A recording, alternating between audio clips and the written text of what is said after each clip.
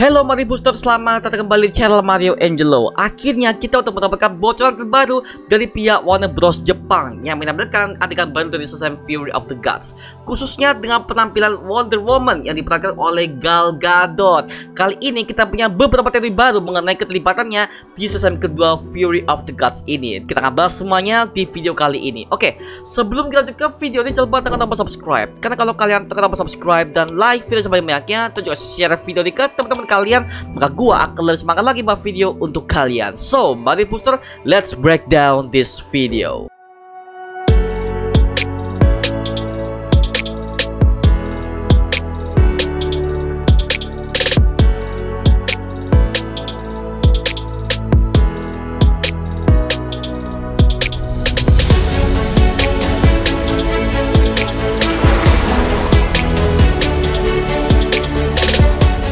Adegan pertamanya dibuka dengan Billy Batson yang berubah menjadi Shazam di sebuah atap gedung, dan di belakangnya terdapat Wizard Shazam yang akan siap untuk membantunya.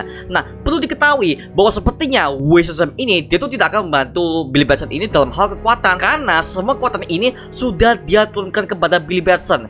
Makanya dia sebagai champion yang terbaru untuk membawa kekuatan 7 Dewa Olympus yang dia wakilkan. Next, ada adegan di mana Shazam ini sepertinya sudah melemparkan petirnya dan mengenai sebuah gedung, yang dimana gedung ini kok menurut gua sangat familiar pak ya, karena sekilas gedung ini terlihat seperti gedung Wayne Enterprises yang desainnya sangat mirip dengan versi Christopher Nolan di The Dark Knight Trilogy. Apa cuma perasaan gua doang pak ya?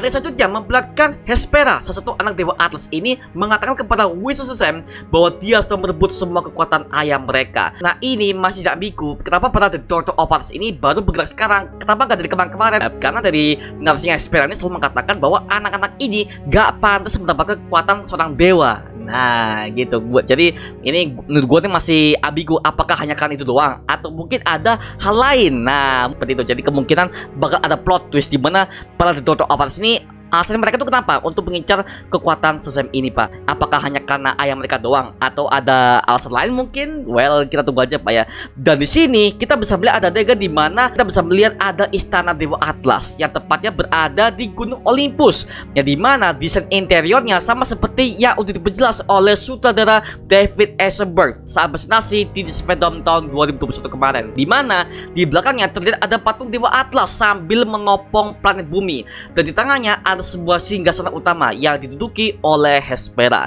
Nah, di sini gua mau menjelaskan kenapa Hespera yang paling di shot di sini.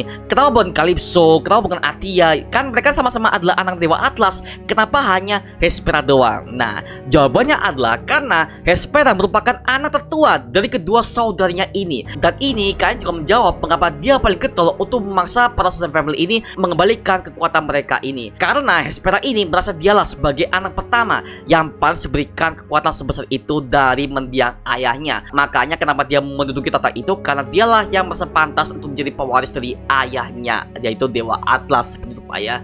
Karena lagi-lagi itu adalah anak pertama, dan biasanya anak pertama itu dispesialkan oleh orang tuanya, seperti itu pak. Jadi ini istilahnya kayak warisan pak, tapi warisan berupa kekuatan yang udah maha dahsyat lah, seperti itu.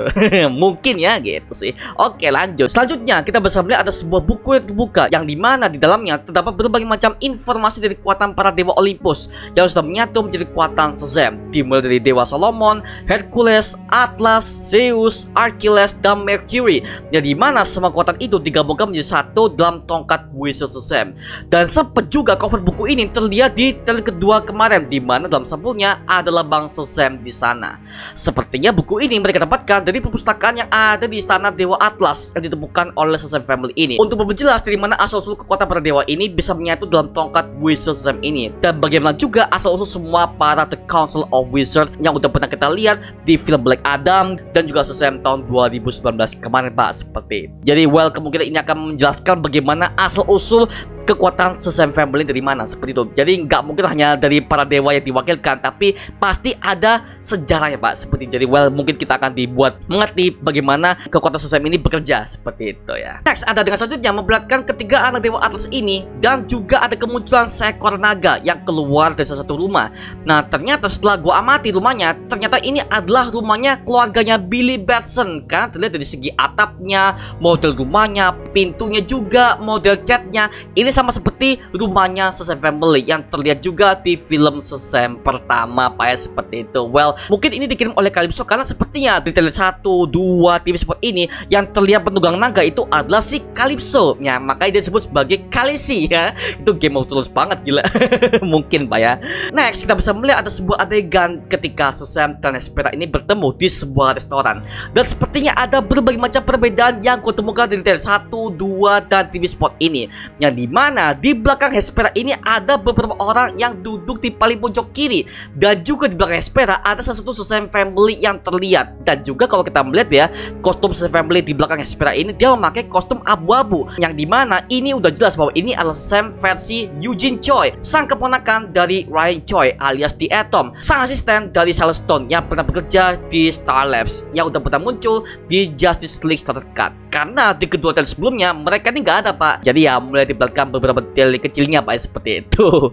Oke, next kita bisa melihat ada Athia, yang dimana kelihatannya dia itu udah berpaling dari South Story-nya, dan dia berpihak kepada Shazam Family, terutama kepada Freddy, karena di behind the scene Shazam kedua Fury of the Gods di DC Fandom 2021 kemarin itu sudah memperlihatkan bahwa ada hubungan asmara antara si Athia dan juga Freddy ini, sehingga inilah yang menyebabkan Athia berpaling dari saudara-saudaranya dan berpihak kepada Freddy, seperti itu Pak ya. Dan juga di belakang Freddy ini ada kedua orang tua angkatnya mereka, yang dimana mereka semuanya sepertinya melihat sesuatu yang sangat terang di depannya, dan terlihat seperti sebuah ledakan dari api naga yang selalu mengincar Shazam di akhir trailer kedua kemarin.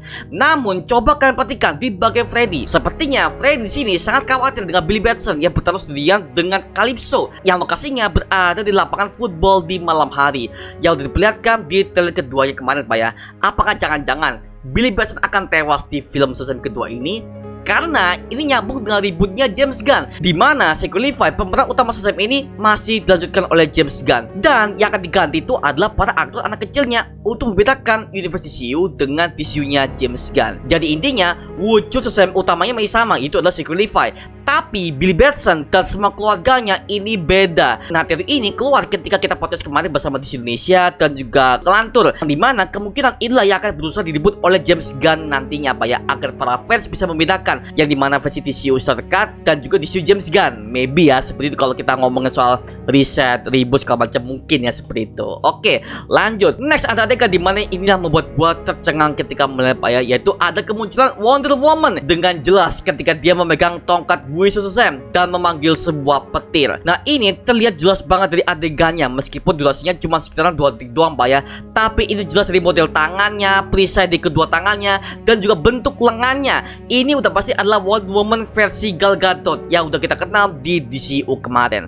Tapi gua ada detail yang menarik nih, dimana di samping Wonder Woman ini terlihat ada Wisa Shazam, dan di depannya ada Darla, salah satu anggota Shazam Family yang kekuatannya telah diambil oleh Daughter of Atlas sebelumnya. Kemungkinan sini karena para Shazam Family ini udah kewalahan dengan Daughter of Atlas ini, yang memang mereka ini adalah para dewa asli. Makanya Wisa Shazam mencari bantuan dengan memanggil Wonder Woman. Karena apa? Karena sepertinya dia tahu bahwa Diana Prince alias Wonder Woman ini salah satu dewa yang udah ahli dalam berperang sejak ribuan tahun yang lalu, dan dia juga adalah anggota Justice League yang udah diakui oleh dunia. Maka sepertinya Wisa Shazam meminta Wonder Woman untuk datang ke California agar membantu Shazam Family dalam menghadapi The Daughter of Atlas. Atau enggak, ada teori kedua di mana Wonder Woman ini muncul, itu dia diminta tolong oleh Shazam sendiri. Karena seperti kalian tahu bahwa Shazam ini sudah berteman dengan Superman di ending film Shazam pertama, dan sepertinya tentunya dia udah pernah bertemu dong dengan berbagai macam anggota jail yang lainnya, termasuk dengan Wonder Woman ini, sehingga dia mudah datang ke California untuk menolong Shazam Family dalam menghadapi The Daughter of Atlas.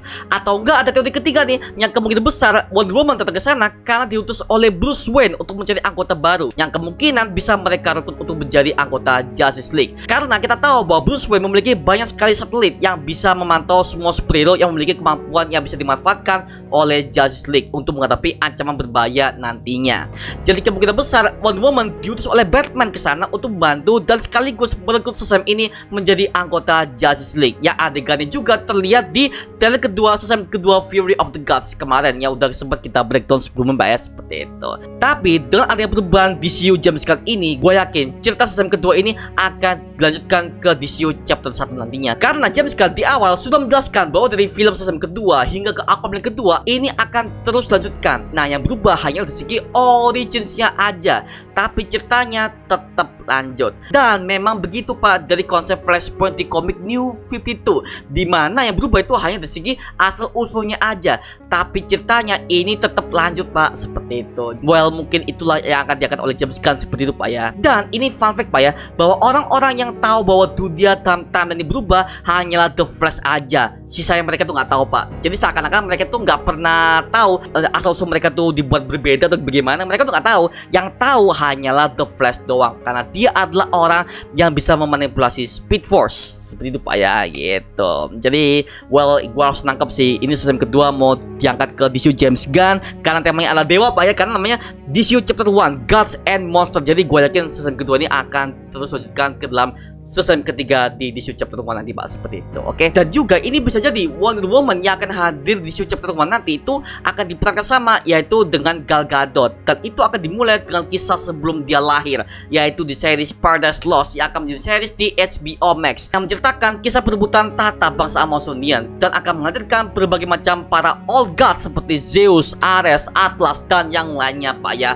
Well, kita tunggu aja, oke. Dan juga ini menjelaskan kenapa si Gal Gadot ini tetap dipertahankan, karena kisahnya akan terus dilanjutkan di dalam series Paradise Lost yang akan menjadi spin-off dari Wonder Woman untuk memperkenalkan kisah kerajaan Amazonian dengan melawan bangsa-bangsa yang lainnya, baik kemungkinan adalah bangsa Atlantis atau enggak bangsa Barbarian. Itu kita masih belum tahu nih, apakah mereka ini akan berperang melawan siapa. Well, kita nggak tahu, tapi sepertinya udah dikonfirm bahwa James Gunn akan membuat sebuah series Paradise Lost ini dengan tema Game of Thrones. Nah, jadi ada perebutan tahta lah, seperti itu Pak ya. Karena gue curiga Paradise Lost ini ada kemungkinan ini ada spin-off dari Wonder Woman versinya Gal Gadot kayak gitu. Karena nggak mungkin dong kalau misalkan ini akan diribut, Gal Gadot kalau udah diganti, nggak mungkin dia tuh akan muncul di Shazam kedua ini. Pasti ada alasannya. Kita lihat aja Pak, James Gunn ini mau meremake kembali seperti apa nih untuk Wonder Woman versi Gal Gadot ini Pak, seperti itu. Well, kita tunggu aja, oke?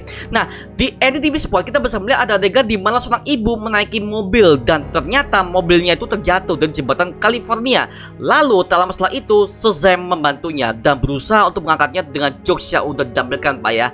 Nah, yang menarik adalah ada lagu dari I Need a Hero karya dari Bonnie Tyler. Dan jujur gua pertama kali dengar lagu ini tuh di film Shrek kedua, ketika Shrek berusaha menyelamatkan Princess Fiona yang akan segera menikah dengan pangeran baru Pak ya. Jir, nostalgia banget Pak. Nggak apa lah ya. Dan akhirnya TV Sport Jepang ini ditutup dengan menunjukkan logo Shazam kedua Fury of the Gods dalam bahasa Jepang. Oke, jadi gua penasaran banget nih, gile setelah nonton TV Sport dan satu dan kedua, dan setelah gua breakdown video ini, wow, ada banyak banget perubahan dari trailer pertama, kedua, dan TV Sport yang baru ini. Ini terlihat jelas bahwa James Gunn sudah turun andil untuk ikut campur dalam film Shazam kedua ini Pak, karena ini akan berlanjut kepada DCU Chapter 1 Gods and Monsters yang udah pernah dia umumkan beberapa hari yang lalu Pak, seperti itu. Oke, itu aja mengenai breakdown artikel terbaru yang ada di TV Sport Shazam Fury of the Gods ini. Kalau kalian ada detail terbaru yang nggak kita sebutkan di video ini, atau mungkin kalau kalian punya teori kalian sendiri, tulis aja di kolom komentar di bawah dan kita bisa diskusi bareng seperti biasanya, oke? Itu aja mengenai video kali ini. Jangan lupa like, comment, dan subscribe untuk mendukung gua sama video mendidik dan menghiburkan semua, karena gua janji sebisa mungkin gua akan buat video seperti lagi untuk kalian. Dan jangan lupa follow semua sosial media kita, Instagram, Twitter, TikTok, bahkan Spotify kita ya. Linknya udah gua sertakan di kolom deskripsi di bawah, karena di situ kita juga update beberapa konten terbaru di kita. Dan kalau kalian ingin bergabung bersama kita di grup komunitas, langsung aja gabung di grup WA kita namanya Mari Push Official. Linknya udah gue sertakan di kolom deskripsi di bawah. Dan terima kasih buat kalian yang udah bergabung ke membership community. Nama gue Mario Jelo, dan sampai ketemu di video berikutnya. Adios. Woo!